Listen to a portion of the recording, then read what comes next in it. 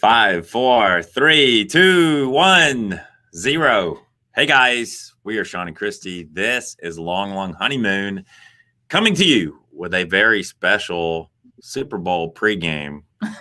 We're bringing in Mr. Super himself, Super Airstream expert, Vinnie Lamica, Hey. California.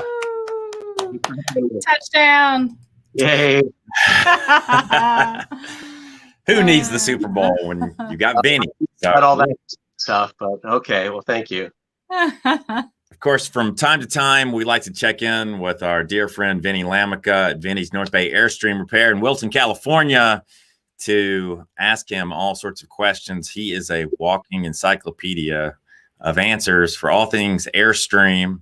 And I know a lot of you have a lot of questions always for him. We'll do some shout outs real quick while we're getting going. We've got Mike from Johnson City, Tennessee, Joyce in South Carolina. There's Rick Kessler. Hey, Rick. Hi, always Rick. Good to see you. Let's see. Linda's in Ohio, Thomas in California. Jim Pratt is taking down the trolls in Canada. And Jim will be taking down the trolls until the Super Bowl pregame starts. Right. And then he's checking out. Because I think his wife so. is a big Super Bowl or big NFL fan. So we might lose him at some point, but that's okay. So if any of you have specific questions for Vinnie, please post them. We'll be scanning your comments and presenting those to Vinnie. But first of all, I wanted to talk about the ceramic coating because that was really our big upgrade that we did when we were at Vinnie's last fall. And I've gotten a lot of questions. We posted a video about a month ago about it, and people send me questions asking about details about the ceramic. And I thought, well, why don't we really ask the expert, Vinnie Lamica, because Vinnie really helped to develop that ceramic formula that works so well with Airstreams. Isn't that right? Yeah, the ceramic has been a lot of fun to work with.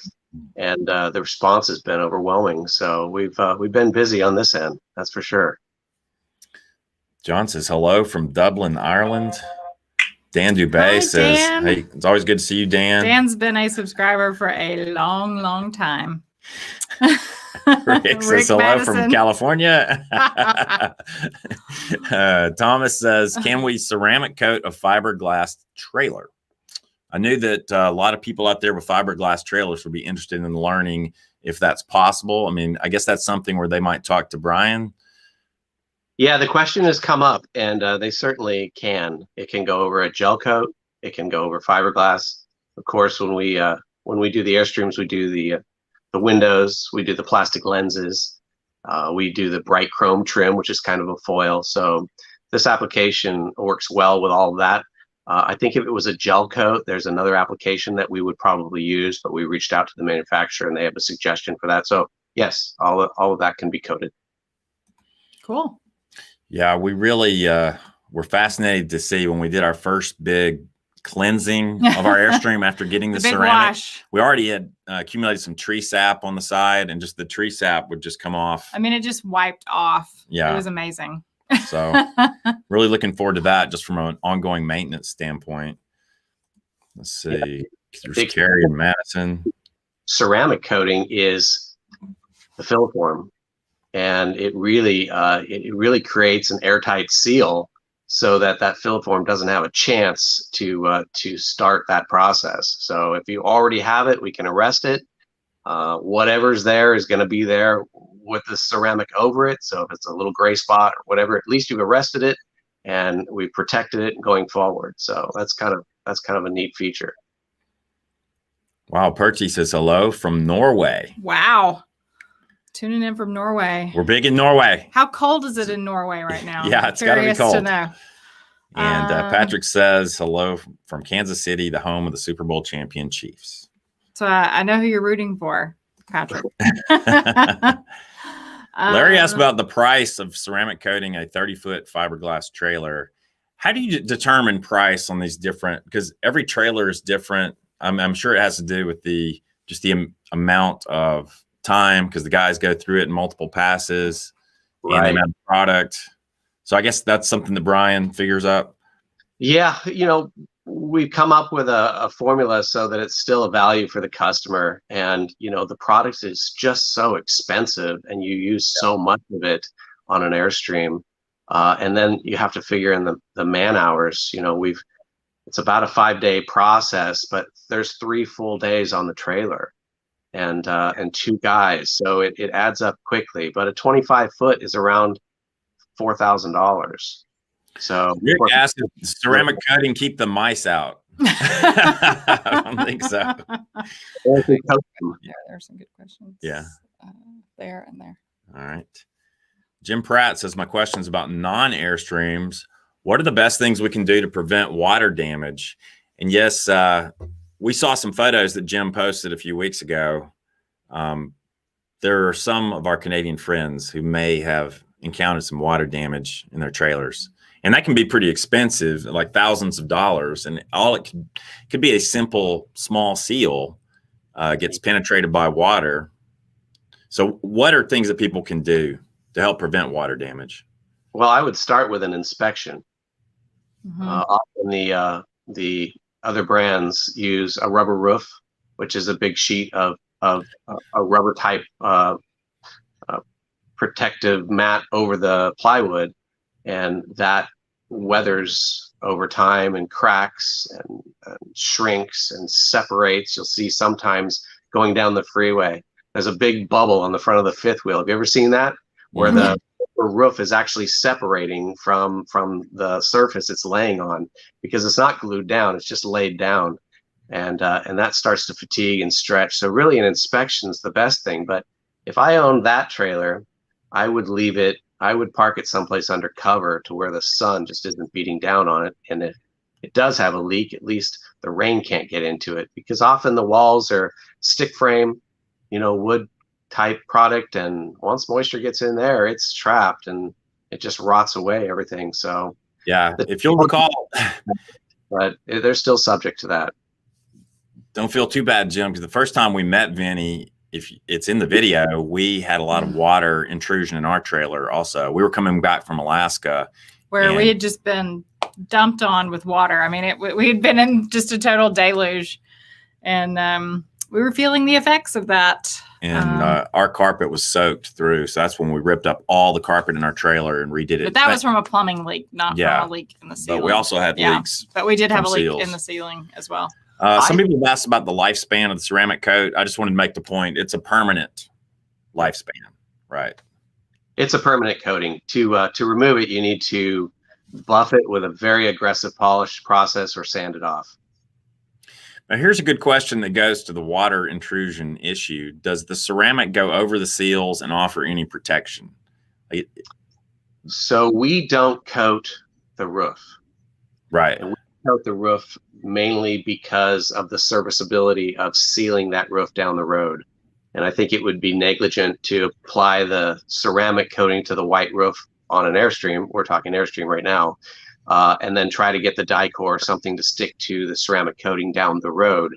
I think that would be a disservice to the customer, whereas it's going to probably create leaks over time just because you can't notice it.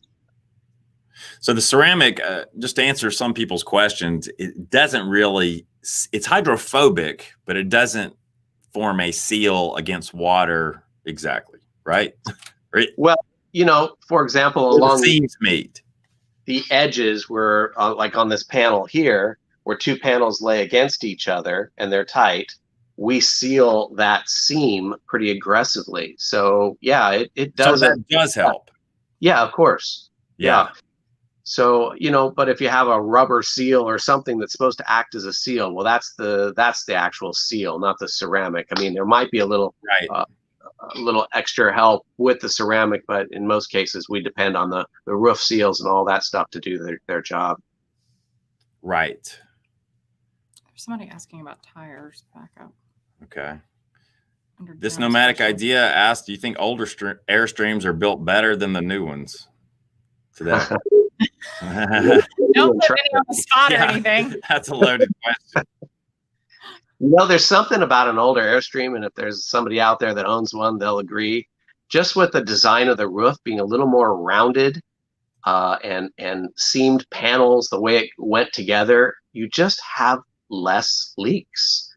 You can have a trailer that's 30 years old, and and gut it, and there really isn't any evidence of leakage unless it was coming through a vent or something that was just neglected. On the new ones, the roof's a little flatter, and there's just areas of opportunity for water to get in, and you just need to keep after it. 5 years is kind of that magic number. I can show you an example on this trailer behind me if you want to see what it is we're talking about with roof reseals. Sure. Okay. And, some people have asked about the ceramic, whether it would help against hail damage. No. Now, I know that there's certain types of hail. If it's softball size hail, there's nothing that would help. But if it was like small hailstones, maybe. The ceramic is flexible. So even though it's a glass type product, it has some flex to it. You know, the whole trailer is flexing as it goes down the road. So if it was brittle, it would crack. So it is flexible. I think hail could flex it and it's going to help against that. So this guy Ronald was just asking, will the coating crack or degrade as you go down the road, hitting bumps and that sort of thing? Like when the trailer's flexing, will it have long-term effects? No. No. It'll move with the metal. Wow, that's awesome. Linda asked about any specific issues you've seen with Dexter axles. Well, you've seen them with ours. We had an issue with our axle being bent. They have a shelf life, you know. Yeah. By the way it's designed with the 4 rubber rods slid in a tube where you have an axle shaft in between them. You start to load it, it flexes those rubber rods. And over time, those rubber rods get hard and lose their elasticity, and the trailer kind of squats. And when that happens, now you've got somewhat of a rough ride, and you're starting to beat up your cabinetry and pop more rivets and that kind of stuff. So, you know, if I'm restoring an older trailer, and so what do we call older now? I'm saying, you know, if I'm going to do a restoration on a 95, well, that's getting up there now. I'd probably throw new axles in it, just so everything you do inside has a more comfortable ride. Yeah, that makes sense. Somebody else was asking about the ceramic coating, the lifespan of it. Is it something where it's going to last for 20 years or the life of your trailer, or is it something that's going to have to be redone at some point in time? Yeah, right. Yeah.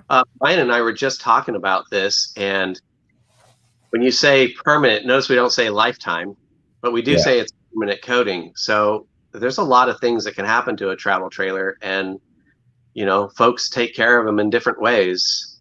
If you use the same dirty water and it's sandy and gravelly inside there, and you keep scratching it and washing it, you know, you might get some marring in the surface, and it might not look the way it was, but it's still there, but it might not have the luster it once had. So I would say it just needs to be inspected. So when the trailers come in for service, if it's had ceramic coating on it, I mean, the guys are always here anyway, we're going to look over it for scratches or damage or something that may have penetrated that ceramic surface. And that's when we could take care of it. You're going to know if you rub up against the fence and it's something sharp and you've damaged the skin. You don't care so much about the crease, but you just worry about the ceramic protection. That might be something worth giving us a call. Right. I want to acknowledge Lorraine Graves, who said she gave us a very nice super chat and said, thanks for telling us about Vinnie. We've learned so much from you. Thank you, Lorraine. We appreciate that very much. We always learn a lot from Vinnie. We really thank Vinnie for joining us today. Mary said she has also learned a lot. Oh, thank you. Oh, she's gonna. We got 2 hands on 1 mouse over here. There it is, right there. All right. There's Lorraine. Yeah, there's Lorraine. Thank you, Lorraine. Thank you so much, Lorraine. We appreciate that very much. Appreciate it very much. Let's see. Got some. Hi from Crestview. Larry is in Crestview and Birmingham, so he's between the two. Eastland, Texas. Hi, Mark.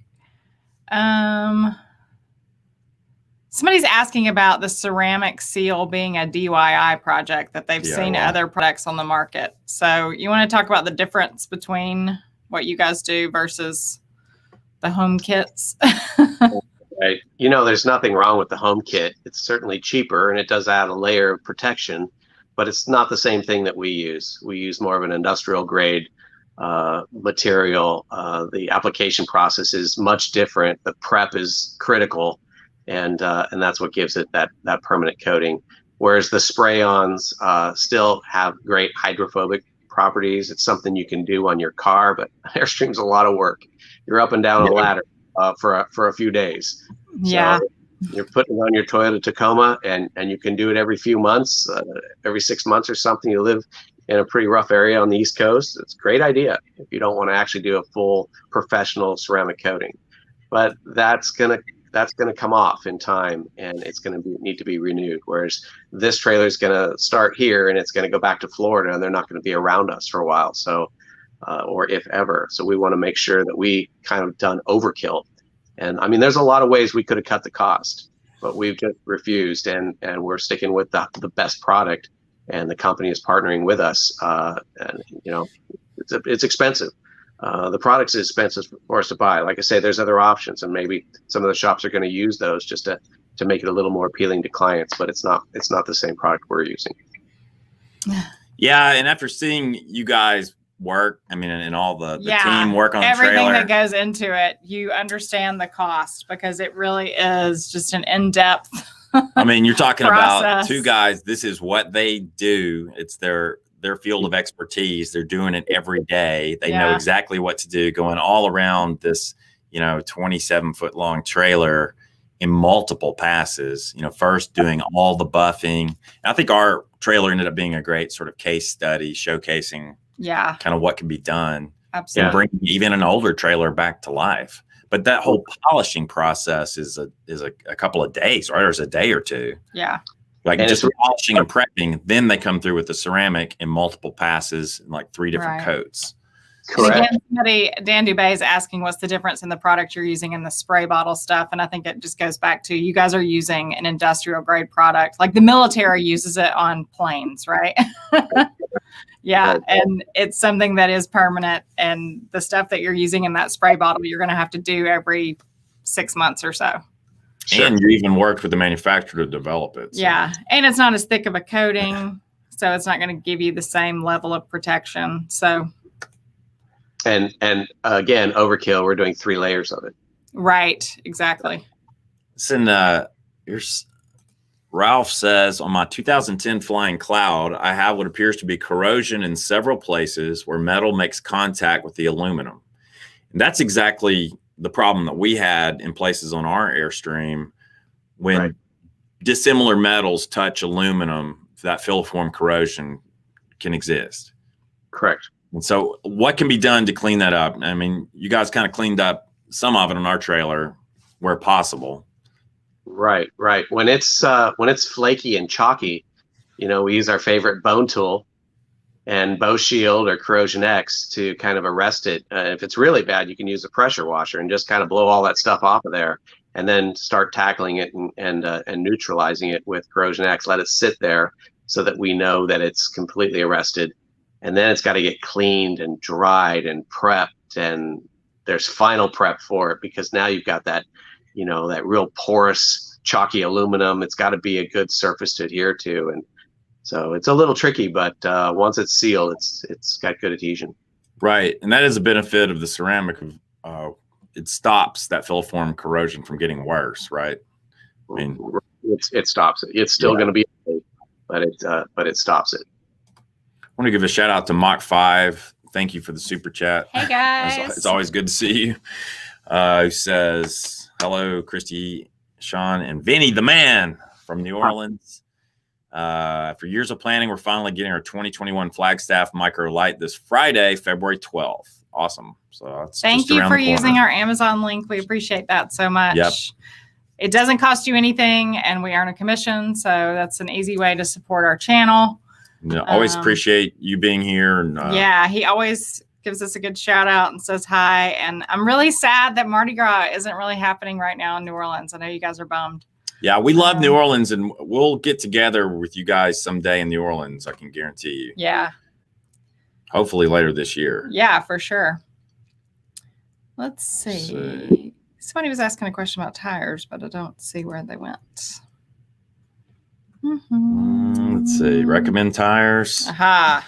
Not so much brands, but specific tires for trailer or light truck tire. Don't want the China bomb. Yeah. So we don't know what kind of trailer Mark has, so that probably will make a difference in recommendation. But what do you totally recommend for people that have Airstreams tire-wise? Well, I mean, we did a fun video on that recently, but you know, I'm a fan of the light truck tire. Just getting the pressure right on that tire to give you the right ride for whatever size trailer it is you're talking about. But if you don't want to spend that route, that kind of money on a 16-inch wheel, you can go with the Goodyear Endurance, and that's a 225 75 15. It's a made in the USA. It's a tire that can go up to 80 psi, and so yeah. Jeffrey actually asked about that specific tire. He said he's putting that. Yeah, I think that's a good way to go. Okay. He also wants to know how often the spare tire should be replaced. I think that's a good question. Yeah, a lot of times those spare tires, I mean, hopefully they sit there and are never used, right? But then they can sit there for 5 or 10 years. Right. I've been replacing that spare with a 16-inch when I do the Michelins, and that way, if there's a little tire wear, something going on, we can rotate in that spare and kind of keep even distribution on tire wear. But you could put just four tires, and then keep an eye on your spare. Really, the spare is just going to take you someplace that you can get your other tire fixed, and circumference doesn't really make it doesn't have an impact because there's no drivetrain, there's no axles that are rotating at the same speed, nothing like a car, which would be devastating for the drivetrain. So yeah, you could use a 15 on a 16, or change that tire every 10 years probably. Right. So should you just be looking for like signs of age, like cracking or that sort of thing? It's tough because those tires look perfect after even 15 years. They look great, but it's so old. I mean, the valve stem, you hate to put it on. It's 110 degrees. You depend on it and it blows out because it's like, whoa, wait a minute. I didn't sign up for this. Now, Lynn wants us to talk about the roof checking, which we will do in a minute because I think maybe you had some stuff you could show us over there. But I have this question from Kent, who has a 25-foot flying cloud. And he says his heater shuts down almost every other day. Once I open the panel and clean off the sail, it works again. He said all it takes is a minuscule particle to shut it down. Have you ever heard of that before? Yeah. So I assume we're talking about an Atwood furnace and an Airstream. Is that what we're talking about? Yeah, I think so. It's got a 25-foot flying cloud. Yeah. So the way they manage the flame control in that unit is there's a sail switch that once that squirrel cage starts to build up speed, it activates the sail switch to say, hey, we've got airflow, and you need airflow before you light off that burner, right? Otherwise you'd get like an explosion in that area. So then the gas valve opens, the igniter starts, and the whole sequence takes off from there. So if he's having, maybe they have a dog or something, anything can get caught in the sail switch. Maybe you have a sail switch that's just starting to go out. And sometimes it'll move a little bit, but there's a bad spot in the switch. So even though it's moved to its position, which is on, but there might be a bad contact in there, and then it shuts it off. As soon as it doesn't see that sail switch, it aborts the whole operation. So I would replace it as my first attempt. But on that unit, there's also a code that'll give you a little flashing LED light in there that when it does shut down, leave it on and go around and see if it's a code 1, 2, or 3, and it gives you a little nomenclature as to what the fault may be. All right, cool. Yeah, we had something similar happen with our heater several years ago, if you'll recall, and you could sort of Ours rebuild. Was like the burner or something went out. Does that make sense? Am I saying that right? Could be. Vinny's like, no, that's not what it was. I don't remember fixing it, so I don't know. You didn't fix it. It happened in Wyoming, and so we had to get fixed there. It was like 28 degrees outside, so it was of dire importance. I thought this is an interesting question from Neil Campbell. It says, recently I've become ADA reliant. Can an Airstream accommodate a wheelchair entrance and a bath? Have you ever seen that done in an Airstream? Man, look at the things we've seen done in Airstreams. They're amazing what people can do. Yeah, fair point. I'm not in that area, but folks are putting in opening hatches on the sides and rear hatches, kinds of stuff. Yeah, anything can be done. There was an Yeah. Airstream toy hauler at one point. You remember that the factory produced? Yeah, the Pan Yeah. America. To answer Neil's question, I think yes, it can be done. The question is, how much do you want to spend on it? So, Right. we have a friend who's building a house one time. He said his builder told him, "Money is the answer. What is the question?" Yeah, I think that sums up that's the true. problem here. Money is the answer. What's the question? So, He's So right. back to tires for a minute. Will asked, do you often rotate your trailer tires?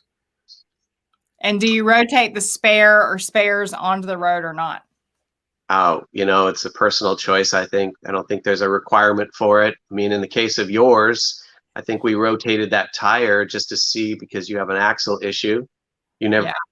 What is the outcome of that? I'm not sure. Did you guys check that when you got back to Always Alabama? rotate our trailer tires at least once every 8 years. Oh, that's right. I forgot. John says I always. He I starts. always do that. That is the key phrase that knows he's lying now. His nose is growing, getting longer and longer. I've checked my tire pressures 3 times today already. Yeah. Like, It's not true. So the answer to that question, Vinny, is no. We have not. but we did inspected rotate that ours. since we arrived home. Hey, David from Alaska. Vinny's not shocked by that, by the way. I want to give a shout out to Ronald. Ronald. Thanks for the super chat. Says he plans to replace his axles in his 2005 30 30-foot foot classic. classic. He's considering a 2-inch lift. What do you think about a lift kit on an Airstream? Yes or no? I know Vinny's answer on this. Yeah, no, it's no problem. I mean, Airstream doesn't recommend it. I do a lot of them. I know Ronnie Dennis does them as well. I won't modify anything. If it fits, it fits. If there's modification necessary, it's just not one that's possible in my book, but others do modify them or build them. My clients say it really doesn't adversely affect the way it handles. I think sometimes it's necessary. I know we just did one on a 23 foot, and the waste tank, the waste outlet is so low already on that trailer that sometimes they get to a campground and they can't, evacuate the tanks because it's so low and won't go high enough to go down the drain. So or a steep driveway or whatever your situation is. If you need to, you need to. But I wouldn't just do it. I would do the 16-inch wheels and get that extra nearly an inch before I would do the lift. But it's all dependent on your situation. The only downside to the lift kit that I can see that would affect us on an ongoing basis is stepping into our trailer without the step down. Like, in other words, coming from the ground, stepping into the trailer. Because a lot of times we don't put our step out. Like if we're going in and out when we're at a gas station, we're just going in to use the bathroom, or we're stopping for groceries and we're just loading up the fridge or whatever. We don't pull the step out and all that kind of stuff. We just step in. So if you add 2 or 3 inches, it gets to be it's already a pretty tall step. Pretty tough. Something to think about. We have muscle memory, and I tell folks that on the Bambi, for example, that maybe has the 1 step, it's like you're used to kind of in a hurry and you step out there, and now it's another 3 inches. That's going to be shocking when you It's a big step. Really is. Matt suggests doing a 10-inch lift kit with 42-inch tires. Oh, I have the Bruder here again. So that's maybe some chrome spinners. Yeah. I think that could be fun. Let's see. What do you think about Pro Pride hitches? That's another one of those loaded questions. Yeah. Sean's probably listening, waiting for me to respond. I know Ronnie just put one on his. I think where, again, it's personal preference. The geometry of that hitch doesn't allow sway. I mean, they've figured that out. And if you have concerns about sway and it's easy for you to hitch up and operate, then certainly it does add some tongue weight, but there's certainly benefits to it. I think maybe in some cases it's probably overkill for the application, but it's personal preference. I think something you really need to think about before you get one is what kind of campsites you typically camp in, because we camp in a lot of kind of funky campsites, especially in national parks, because they tend to be smaller campsites because they were mostly built back in the 40s or 50s, So you're at a strange angle, or it's not this perfectly level big wide site that you're backing into. And so when you're in a smaller campground, you kind of have to maneuver at sharper angles a lot of times. So think about that before you sign up for one of those, because I think hitching that at an angle can be tough. It can be a little challenging. Yeah. Hogan says they did a solar install and moved the batteries inside the trailer. So now they have those empty battery boxes behind the propane tanks. What's the best use for those? We use ours for smuggling. Smuggling illicit substances across the border. Great. If you're going into Canada, that you put all your guns in there. Just kidding. Next time we go to Canada, we're gonna be like, yeah, we're gonna get searched. like strip searched. Like, yeah, you're on the no entry list. I'm gonna be like, I don't know this man. No, we do have these 2 empty battery boxes in the front of our trailer. The problem is they're keyed, and it's just like, well, one of ours was sealed off, in there? And we did away with the box inside. Yeah, but the other one, we could put something in there, I guess. I don't know what. Maybe referring to the battery box that's right behind the propane tanks that goes down. And that's different than ours. Yeah, that's a good. Yours, the classics all have the battery boxes with the individual doors, but the say like Flying Cloud or whatever International has it below, and that's a good place for your wheel chocks. Something that can get wet, you know, just a good storage place. Yeah. Yeah. That's important that you said something that can get wet, because those boxes are not watertight. So just like the bumper. Whatever you put in there is going to get wet. Right. John is puzzled that I'm putting spinning wheels on our Airstream. It's just a joke, John. Hey, Mary in Tahoe. And hello, Mike in Alberta. Somebody's asking if that's your original Tilly hat.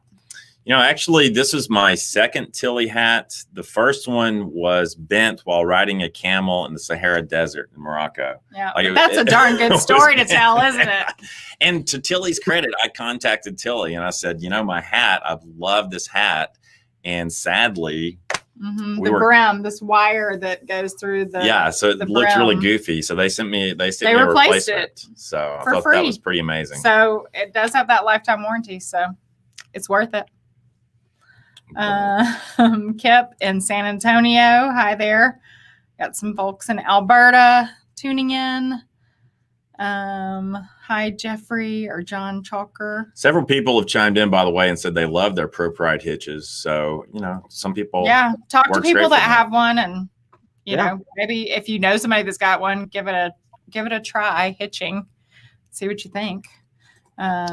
Ask Remy. I see Ask Remy on our YouTube channel quite frequently. He says, would you rather be in a member? The heat? Yes, he's a member. Thank you for being a member. Would you rather be in the heat of Florida with humidity or the dry heat of the West? My honest answer is the dry heat. I kind of like that, the dry heat of the West. And so like when it gets really hot in the South, usually in the summer, that's when you might find us out in Montana or in even Arizona. But I would say if it's really hot, either one is bad, the dry heat or the humid heat. If it's like getting close to 100, it's bad either way. So we usually, you know, scoot out of town if the temperature is getting to that point. We're moving on to cooler weather. Philip asked a timely question, which we're going to answer in more detail in the future. Are you guys going to upgrade to a newer Airstream, one with some of the new bells and whistles?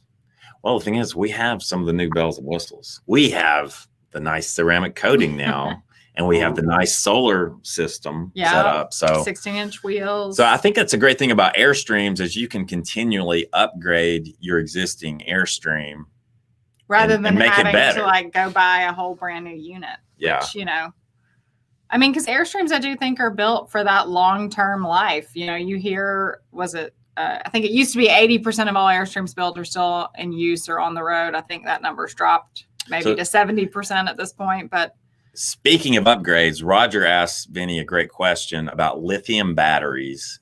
Even if they don't do a lot of boondocking, does it make sense to switch to lithium batteries? And I think this would apply maybe to people even who don't even go with the big solar package. Like maybe you don't have a 3,000 watt inverter and you don't have a dozen solar panels on your roof. What if you just switch your lead acid batteries to lithium? Vinny, does that make sense? And do you do that? Yeah, of course. It makes sense because you get that 13.2 volts all the way to the last 5%, right? So when your batteries go down to 50% on lead acid, and the fan starts going slow, and the lights dim, but you still kind of more time with it. Well, the lithium, it definitely gives you more time at better performance, but they need to be charged up. So that's going to be your generator. That's going to be your shore power. I mean, you should be easily be able to have a weekend with a couple Battleborns and using some conservation. Can't go crazy, and just a great experience. So yeah, it's plus at 31 pounds a piece versus say Weight a savings, 55 pounds a piece. So you got two of those. It cuts down on weight. And the longevity, those have the lithium have about a 10-year lifespan, at least warranted. Yeah, 10 years, they're still good for about 80%. So it's not like you have to throw it away. Yeah. Do you have to do any rewiring of an Airstream? Like if you're switching into the lithium from lead acid? Yeah, you do. I bring them inside the coach. They like to be comfortable like us. They don't want to work in freezing temperatures. And so I like to bring them inside. So we have to rewire, bring the wires back into the coach. You need a battery management system, BMV, so that you can see what the state of charge is. You need some kind of charger. That I use the Boondocker, which allows you to charge it at a higher rate, fixed voltage.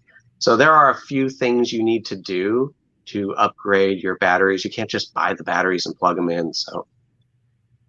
Right. But I would think if you're interested in solar, that would make sense to be your first upgrade in a way. Yeah. Like you could just if you're not ready to make the commitment to, add the panels and buy the inverter and all that kind of stuff with the batteries. Because they're good for 10 years, it's like. Right. So let your battery installer know that you may have plans to do that in the future.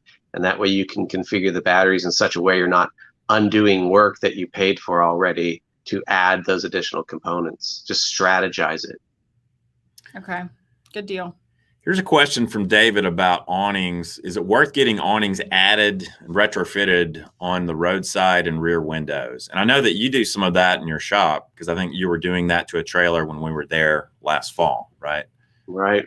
No, it's nice. I mean, having that little awning on the street side allows some sun protection off the windows, keeps it a little cooler inside, also helps the fridge if it's on that side.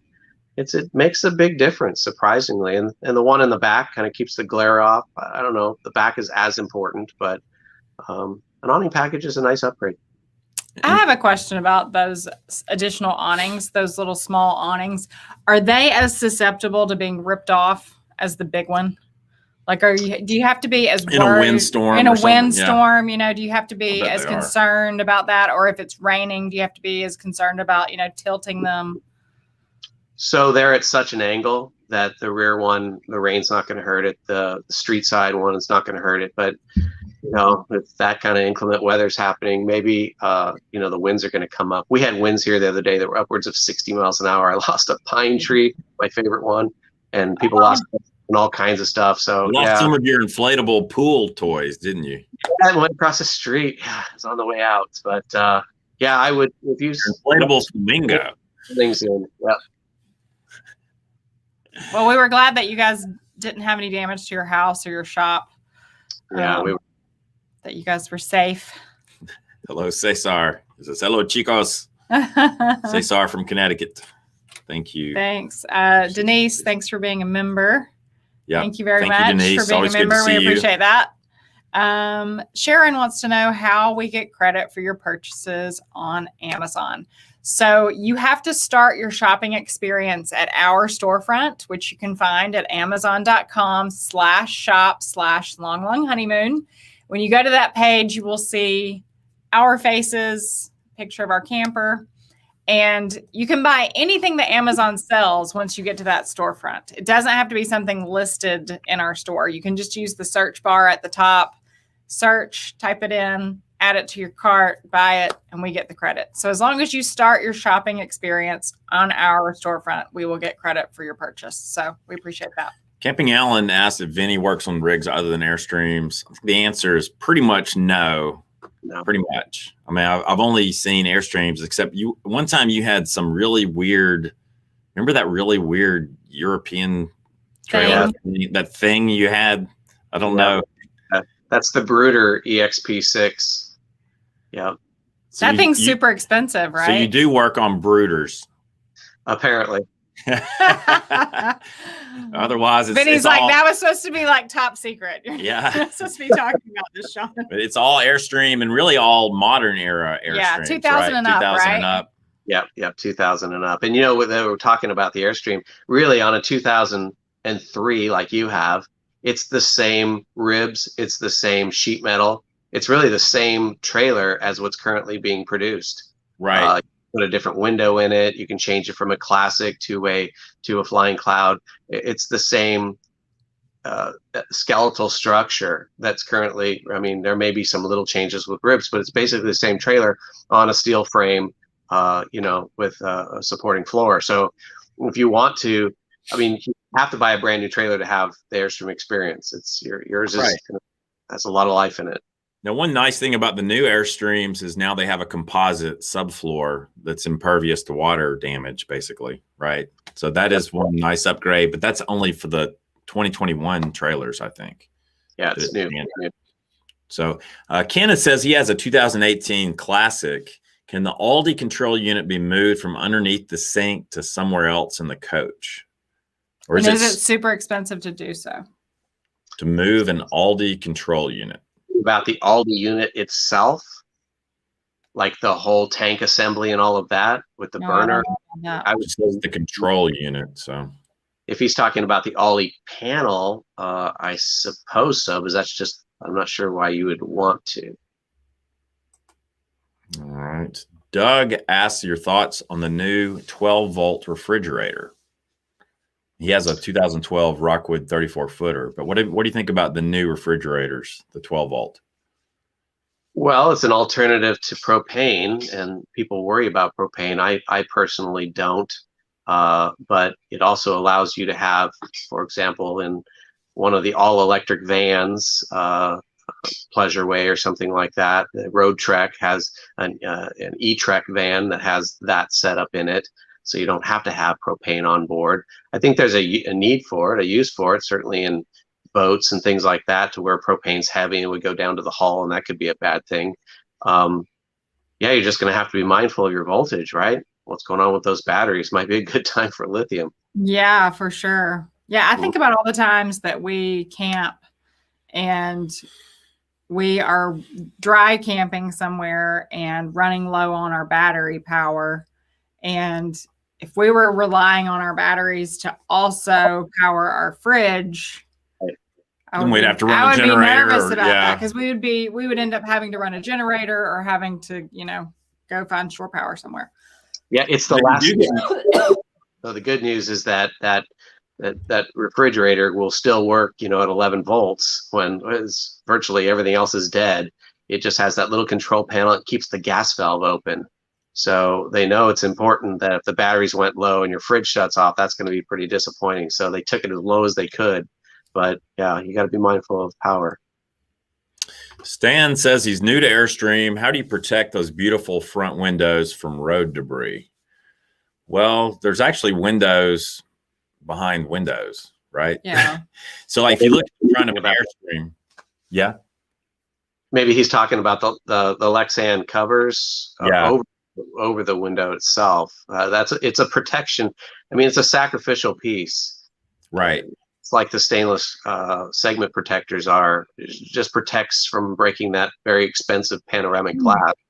But yeah, things do happen. I think if you had a star in it, you could take a very small drill bit and drill at the end of the crack to keep it from spreading, and just know that, you know, at some point you're going to have to replace that. They're not cheap, but they're a lot cheaper than that glass window is.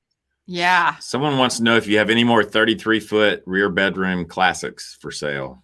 No, not at this time. Let's see. Hanway wants to know what we think about the base camp. I think they're cool. I mean, we haven't camped in one ourselves. Have you ever serviced a base camp? I have, yes. I've done a solar install. They're pretty rare, so I don't see many of them. I try just to stick to the traditional trailer. I don't work on the nest. I don't work on the vans, and I don't see very many of the base camps. Yeah, I think it's really just personal preference, like what kind of Yeah. size you're looking for. You know, if you need a standalone bathroom, which I think some of the base camps do have a standalone bathroom now. The You new know, one is large. Yeah. yeah. So I think it's just personal preference. So give a shout out to Alan. We actually yeah. met Alan, you'll recall, when we were in Yes. Colorado last year. Yep. Hi, Alan. One of those random meetups on the side of the Yep, road. on the side of the They're always road. fun. That's right. Let's see. I think we answered that question about the quality of Airstreams. In some way, the quality of the Airstreams are probably pretty similar, you know, like through the years, because the basic construction of an Airstream hasn't changed a whole lot in the last several decades. No, but I think something you need to know if you're going to buy a brand new Airstream or any RV is it's not like buying a brand new car. It's not going to be perfect like a car. It's going to have all of these flaws because they really are handmade, and Airstreams especially are really handmade. And so you've got all those little flaws in the camper. So you are going to have a punch list of things that you need to have fixed when you pick up a new camper. So just be aware that when you pick up a brand new camper, you're not going to get it and then just go on your trip and everything's going to be hunky-dory and perfect. You're going to have a list of things that need to be addressed. So just know that in advance and be prepared for that. Yep. It's so different than the automobile industry. You know, when I worked for Mercedes, when the car leaves the factory, it goes through a cobblestone test. It goes through a little high-speed test. It goes through a slalom. So they do different things with the car for squeak, rattle, and vibration. That's not going to happen with the Airstream. You're going to get to do that. With Airstream, you are the testing. You are the test. And I will say, I've read from several people that if you can have things fixed at your dealership when you pick up, it's much different than if you pick it up and drive it away and then have to bring it back to have things fixed. Have you heard that, Vinnie? That's true. That's the best time. Yeah. So if you can stay at your dealership for a couple of days, if they have a place where you can park, stick around so that they can fix it right then, because it's a much easier process than get back in. That makes sense. Time to have them fix it right then before you pick it up. Yeah. So Diane asks, is there a reason why you don't see a satellite dish installed on the roof of an Airstream? I mean, we do. Yeah, people do that. Well, maybe they don't know what they look like, because now the new ones look sort of like a little white round disc, right? Is that a satellite? HD TV, but a satellite's going to be a white dome, like the King Dome, or right. Others are installing the actual dish that lifts up and can twist. Technology is changing so much. I mean, you could really use your phone and a smart TV, and you can watch it. I mean, that's what we use. So it's like, I think these days you almost don't need the satellite dish. Yeah, you need a good cell phone and a good cell plan. Right. Let's see. Highwayman says, we've been RVing for 12 years with our 2 girls. Would love to buy our first Airstream. Said they're in their 20s and late teens. What year and model comes to mind for us? Any particular year or model? I mean, I would say any of the 30-foot bunk houses, because everybody would have their own bed that doesn't have to be made from like a couch being folded out or the dinette being converted. That would be my thinking. It's personal preference, right? Yeah.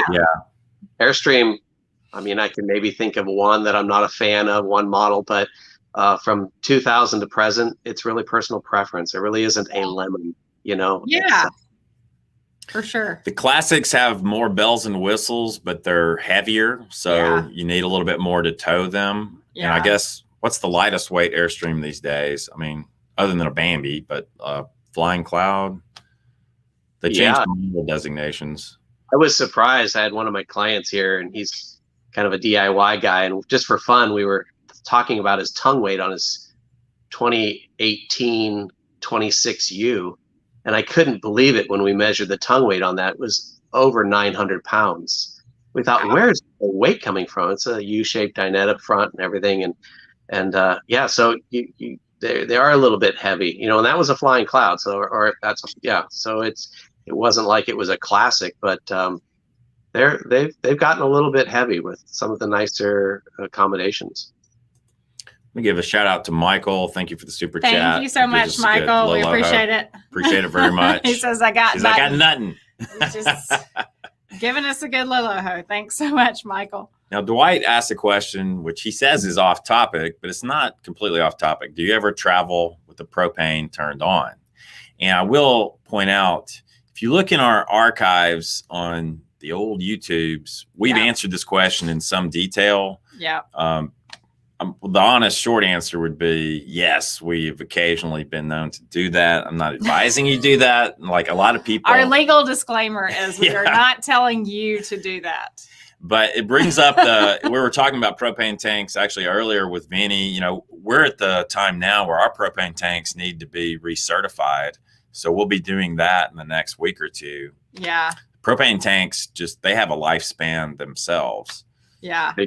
They do. What do you think about traveling with your propane turned on? Speaking of propane tanks. Can you see that propane tank? This one actually says on the side of it, it says must be requalified within 10 years of manufacture date. And this one is from 06. So it's probably ready.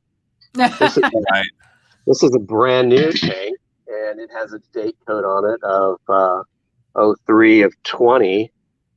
So, in fact, this question came up before we started this session, and I asked Christy to run the information. And what did it say? Every 10 years, and then 5 years there. 10 years, and then after that, every 5 years. But I don't know how long you can keep going. Like, I don't know if you can just indefinitely keep getting it recertified, or if there's like finally a cutoff point. I couldn't find that information. Roy makes a point that if you're powering your refrigerator off propane, that if you're moving down the highway, your refrigerator might lose temperature if you turn it off. I mean, that's what some people would say. I run with my refrigerator on and have always. The refrigerator has its own safety devices built in. If it flames out or something, it shuts the gas valve off. And it's within a box on the trailer. So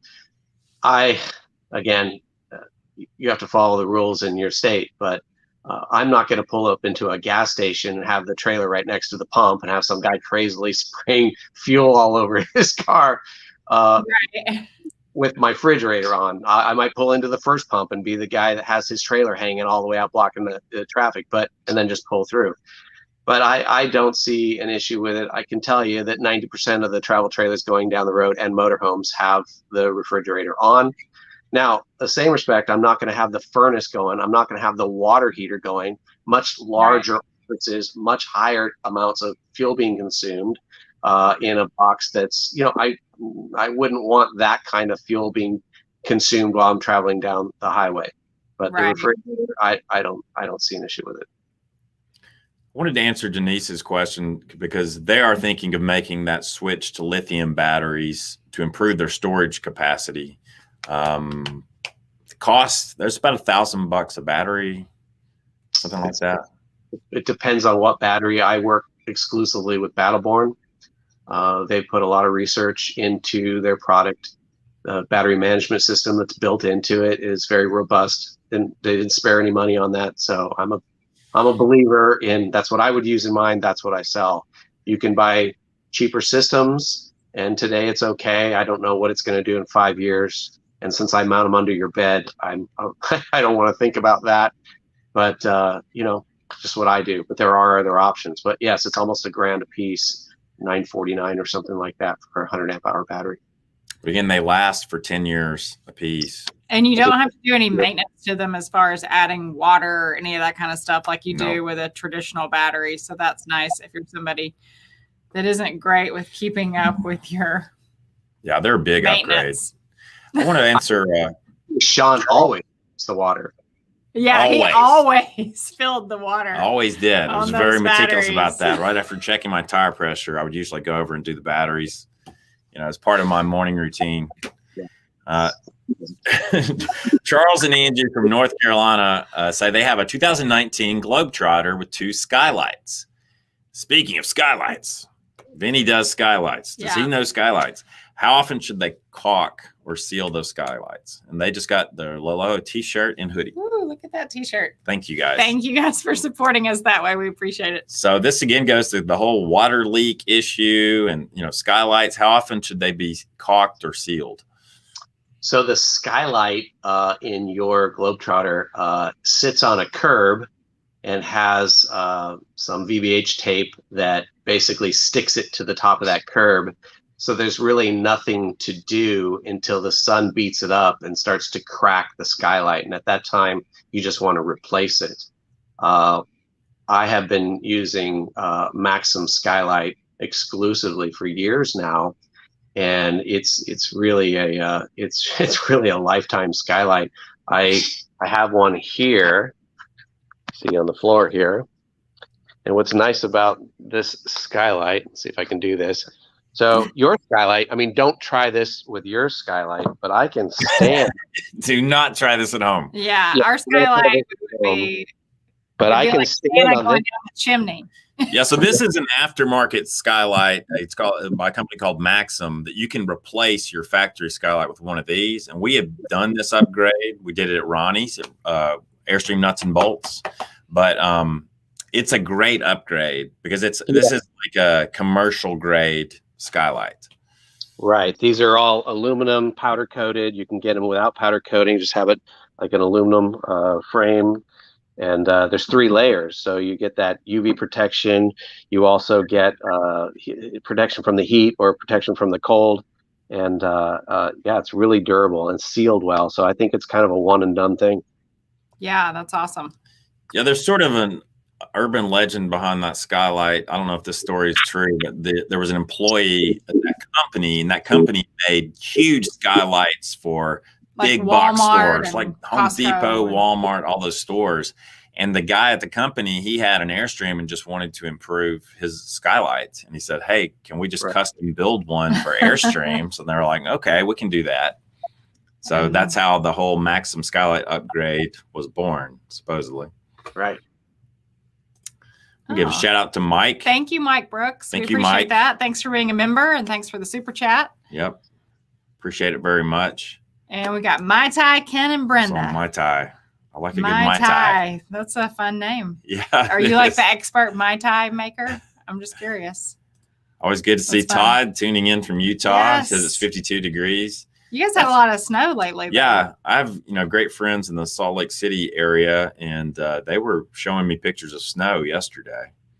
Somebody commented about how clean your shop is, Vinny. Vinny has the cleanest shop. Like, you could sit and just eat your lunch on the floor. Yeah. And you'd be fine. You really could. I mean, we often just eat directly off Vinny's floor. If you could see other places we've been to, you'd know. Like, it really is. It's super clean. So David asked a question that's probably a timely question. Do you feel like reservations are going to be harder to get in 2021? I think the RV industry has gone bonkers in the last 12 months. Absolutely. I think they're harder to get. COVID campers have taken over. They've come out of the woodworks. They have, spread their little RV wings, and they are just invading everywhere. I mean, everything is super busy, including Vinny. Like, are you taking new clients right now, Vinny? It's a tough topic. Yeah, I'm currently not taking new clients other than ceramic, because there's a team that does that. The situation is kind of dire. I mean, I'm booked out till June, and it's just me. So I do have a partner that helps me with panel work, but other than that, it's just me. So what I ultimately end up doing is disappointing folks, because they'll send me an email, they'll leave me a message on my voicemail, and I may not get back to them for a couple of days because I have 5 inquiries that day. So I mean, we're blessed to have this kind of work, but my little business model was never designed to handle COVID and the explosive interest in Airstream. So that's kind of where I'm at. Open it up. Lucky enough to get into Vinny's shop, your Airstream is being treated by Vinny himself. Like, there's not like this handing huge it off team. to somebody. It's right. Vinny. You get personal attention from Vinny. Yep, absolutely. Head cook and bottle washer. Yep.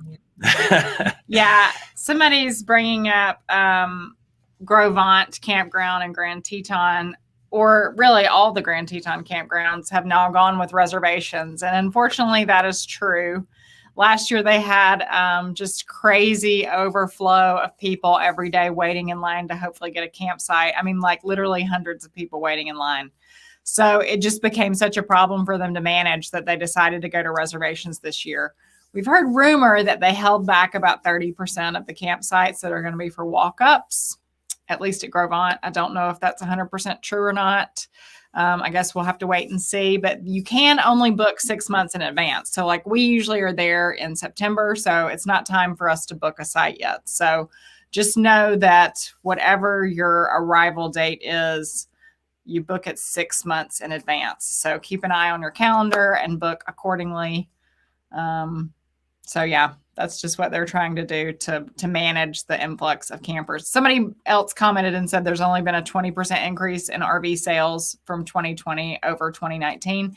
And that may be true, but there are a lot of people who I think had RVs that only went on a little weekend trip here or there that all of a sudden hitched up their RV and went for like 3 or 4 months.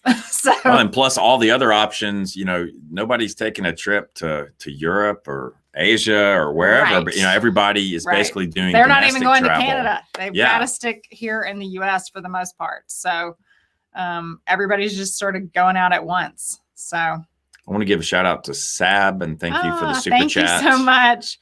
Your dog is so cute. Appreciate the live stream with Vinnie. We missed that person, so you might want to scroll back up.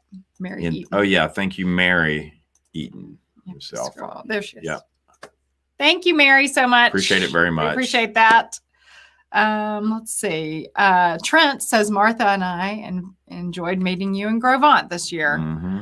Thanks so much, Trent. We met so many great people in Grovant. It's always a lot of fun to put faces with names as we, get to see people in real life and know that they're actually people behind these names watching these videos.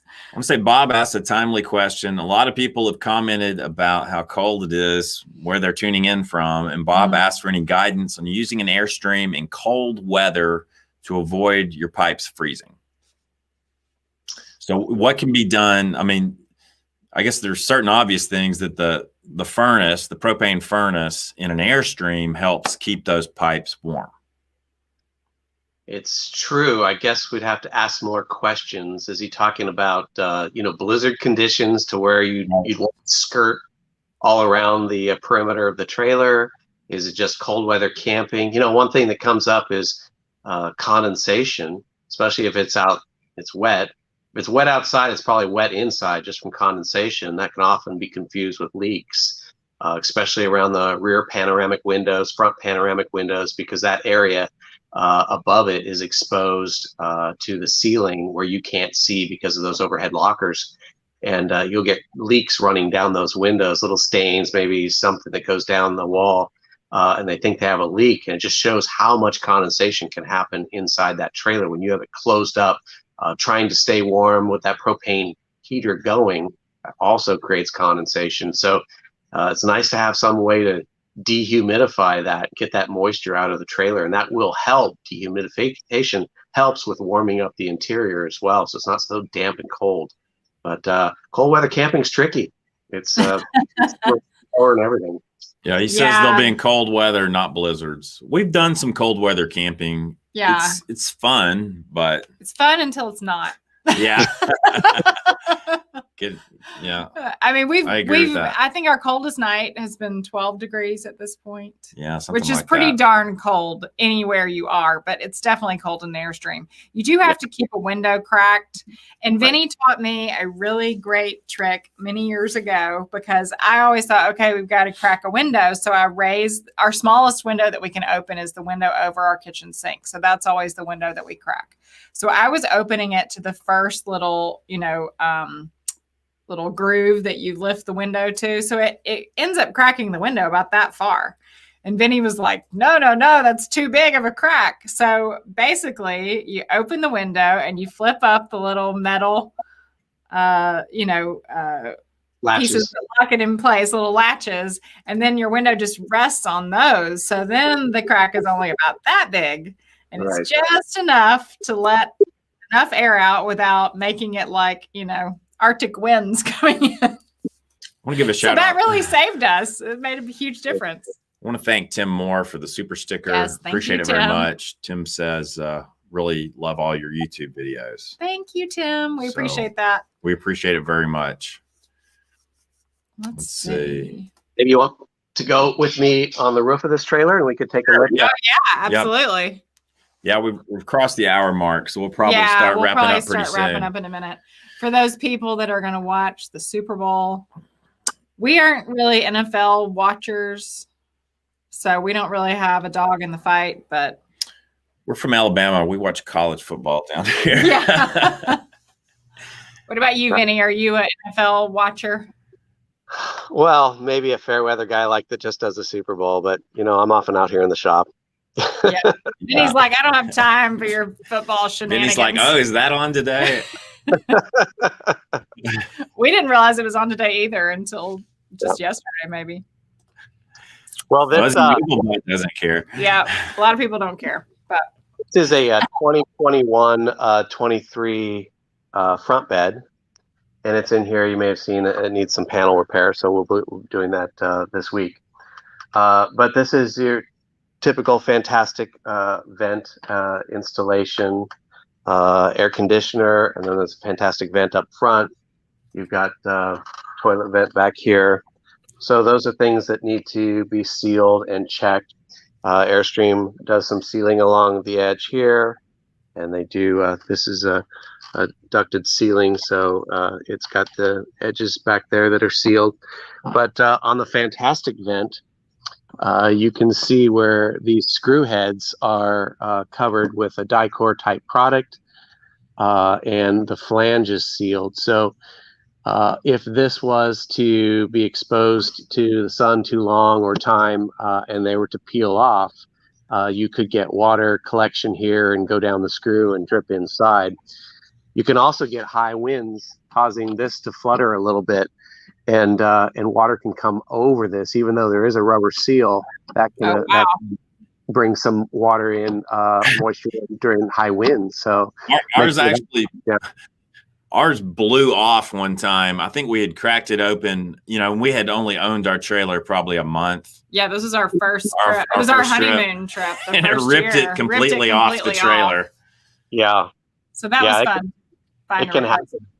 Those are areas that can leak. Also, this vent has a flange here, and there's screws that hold this on. You can see the edge right there that is exposed already. It's not leaking, but it's just something that needs attention. So this trailer is brand new, and So it's brand new, and it's already needing spots that need to be resealed, huh? Well, you see that? Yeah. So there's always possibilities for leaks. The air conditioner has a big rubber seal underneath it, and it's kind of sandwiched down the roof. So as long as it's not leaking internally, the AC shouldn't be an issue. This one has the factory solar. They went ahead and sealed, probably at the dealer, went ahead and sealed the feet. I might look at that. And then you've got your collection for the solar input. And then you got your antenna up there. So there's some areas here that just need the once over. And this is a brand new trailer. So chances are, none of this stuff's going to leak. But it's a good idea to inspect it every year, and also, maybe even take it a step further and do the leak check, where we actually pressure test the trailer and then spray, soapy water on it and to see where it might bubble. But you should be able to do a visual on the roof. Anybody who's halfway competent should be able to see if there's a risk there of leakage, water intrusion. Yeah. So really just getting up on the roof and peeking, taking a look around. Yeah, getting up, not on the roof, but next to the roof. So if you do have to go on the roof, you'll see this. I'm trying to get this in here. This is a row of rivets that go over a rib.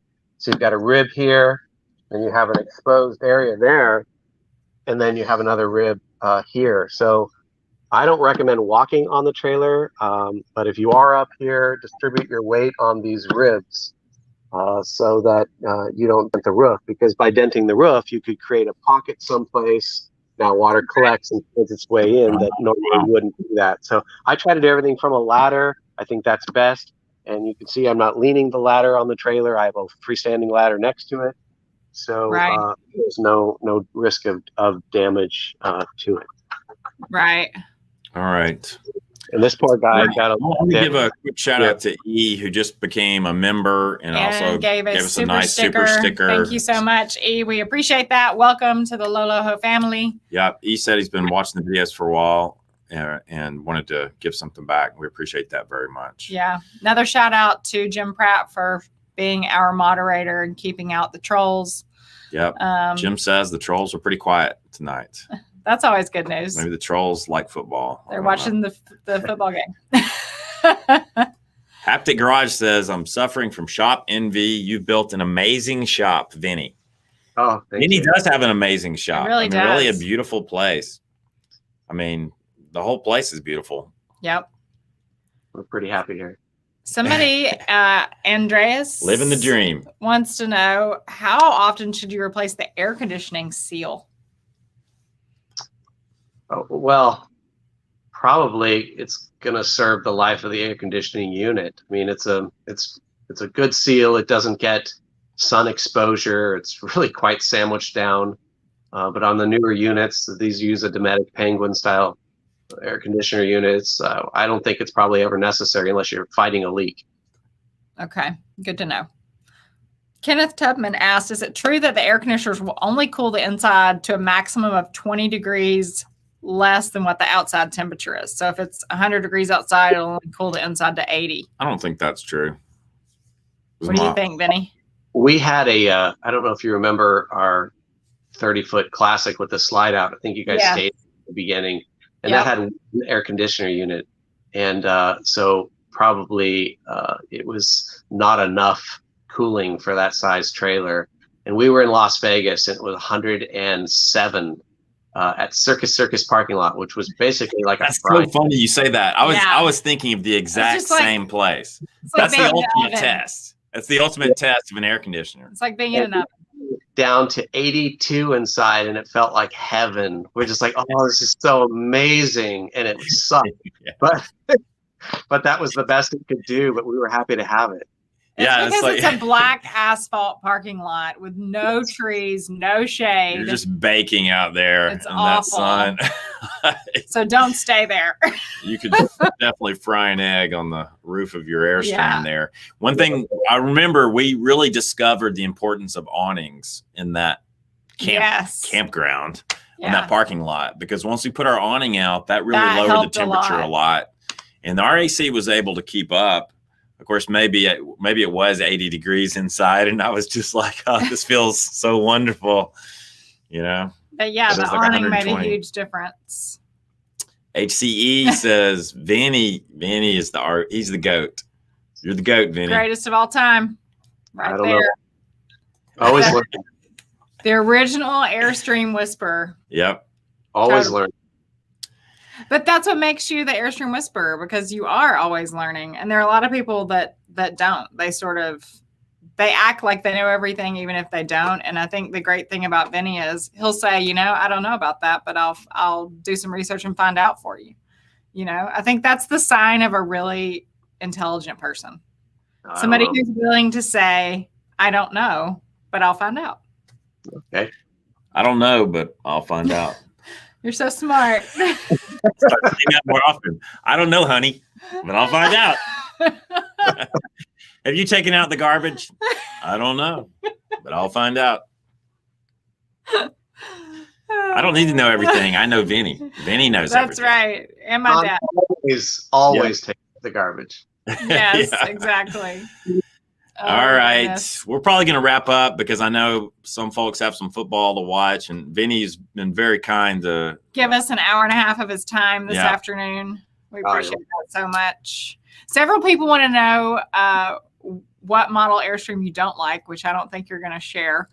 But some other people want to know what size. 2003 25-foot classic. Yeah.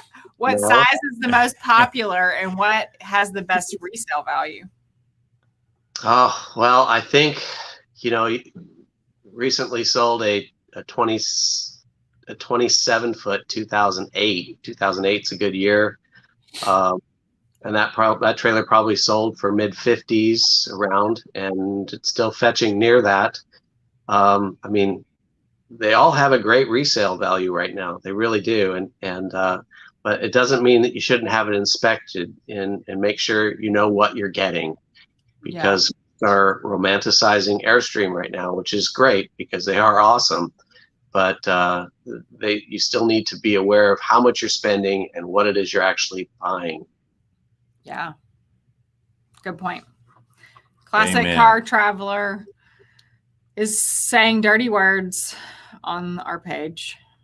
He said roll tide, right? Yeah, I said he's saying dirty words. I mean, no, thank you, Classic Car Traveler, for being a member. We appreciate that so much. Mach 5 for being a member. Viva SEC football. We have some SEC football players. And David, thanks you for so the super much. chat.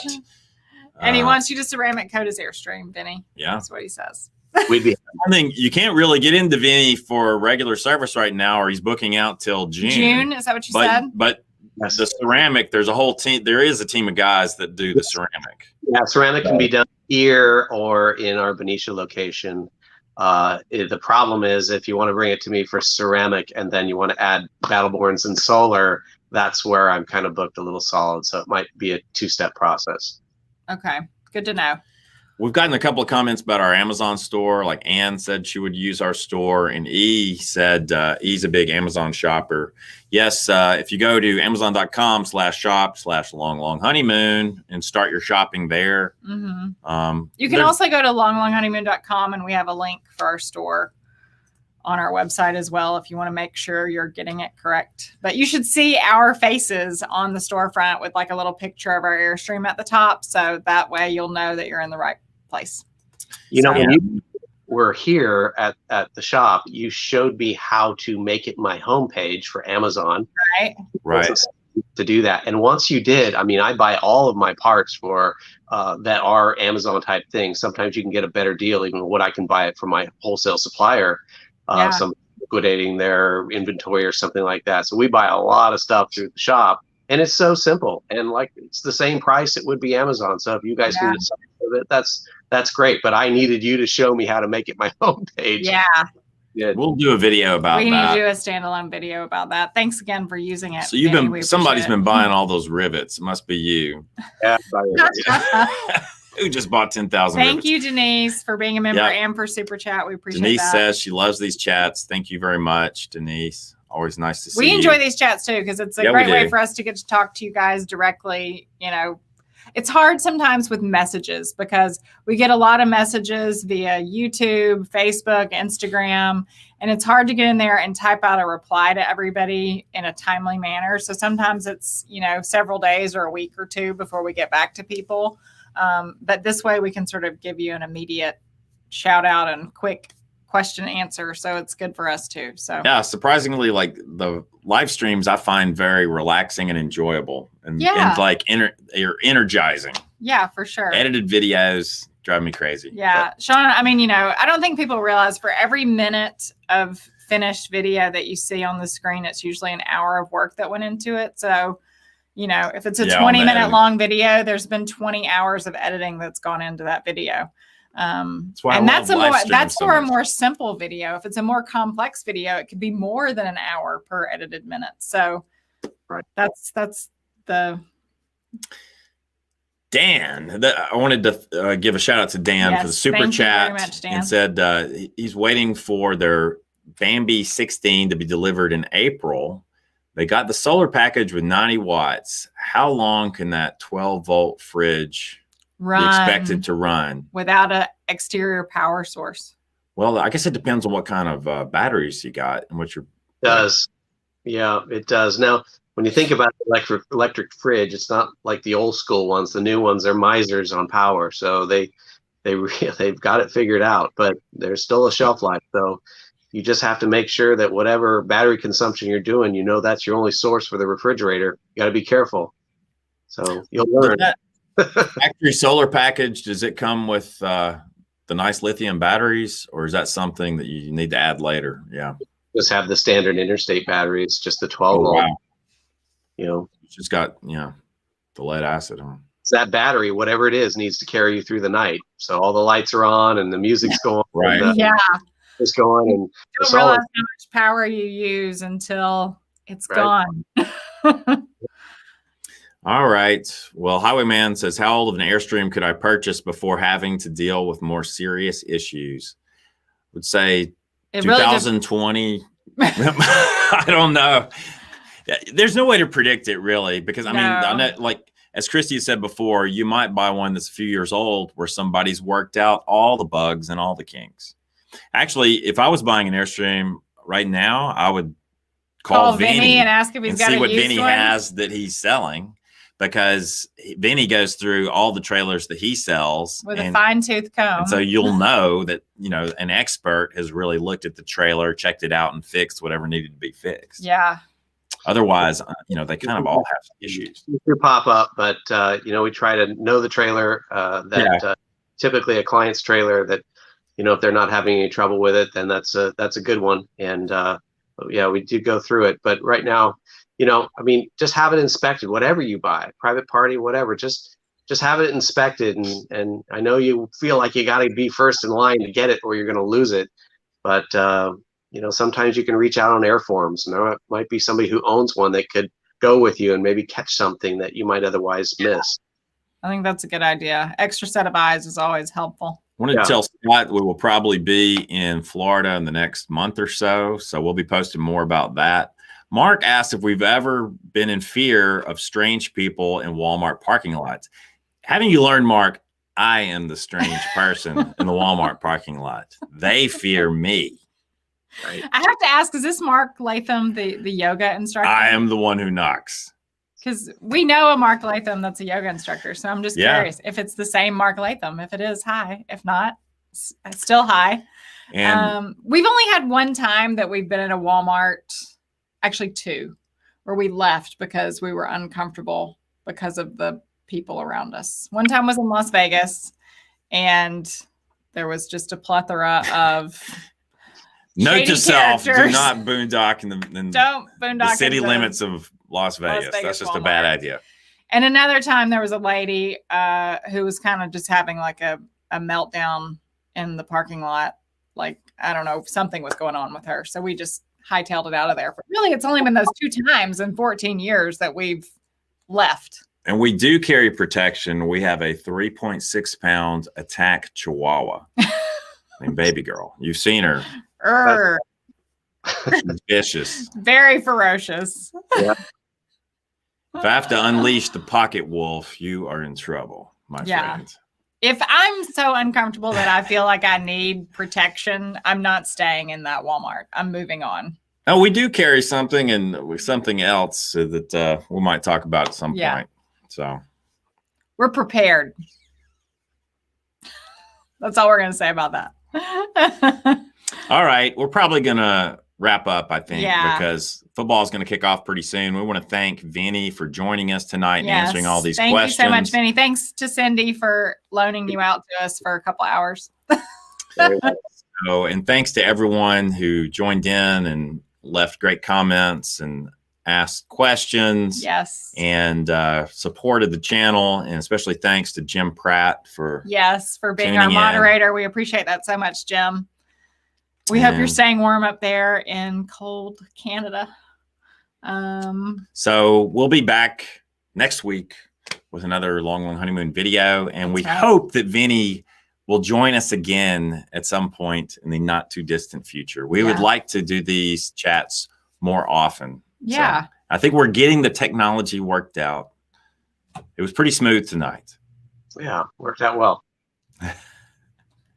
All right. All right. Thanks, you guys. We appreciate it so much. If you haven't yet clicked that subscribe button down below, please do so. We appreciate it so much if you join LOLOHO Nation. If you enjoyed this video, give it a thumbs up, share it with your friends and family. And until next time, what do we say? LOLOHO, guys. Thank you guys, as always. Guys. Thanks, Vinnie. Good night, and roll tide to all.